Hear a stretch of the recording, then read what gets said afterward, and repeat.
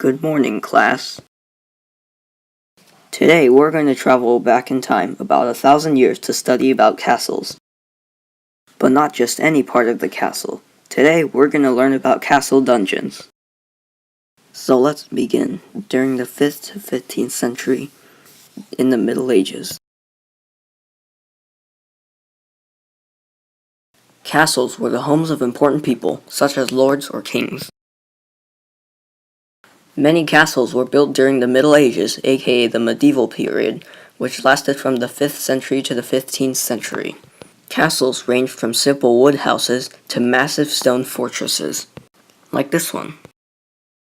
Castles were usually heavily guarded and fortified, and often surrounded by a moat and built on a hill.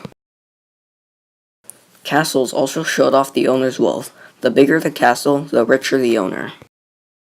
The current biggest castle in the world is the Prague Castle.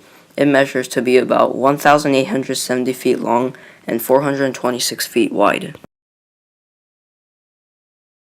Most castles had many rooms: the banquet hall, the treasury, the king or lord's bedroom, and the kitchen. These were all nice places, but there was one room that nobody wanted to be in: the dungeon.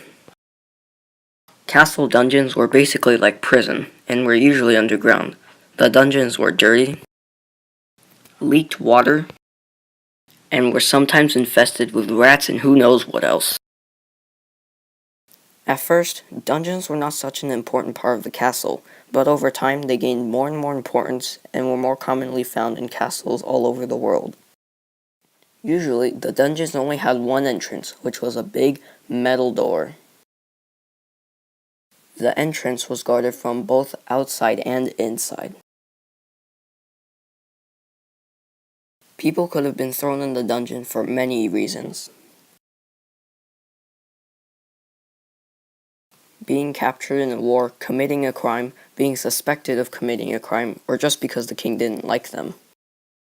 Most dungeons also had one cell for the worst or most unwanted prisoners. This was called the oubliette, which comes from the French word of forget. These cells were small, cramped, and very dirty. Prisoners were usually treated differently based on their rank in the society. Peasants, or serfs, were usually treated more harshly. They were thrown in the dungeon and forgotten for years. On the other hand, knights and lords that have been captured were treated somewhat better. They might have been fed, and their torture was not as cruel. Each dungeon also had an executioner, and he was basically the guy in charge. He gave the orders and sometimes beheaded the prisoners.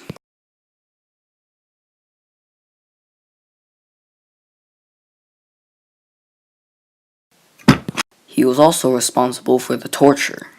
Some kinds of torture involved hanging upside down, pushed near a furnace, or getting scorched by dragon fire. Just kidding, dragons probably didn't exist. Eventually, the system of trials developed, so not everyone would just be thrown in the dungeon. Whoops, I guess I went on for a little too long.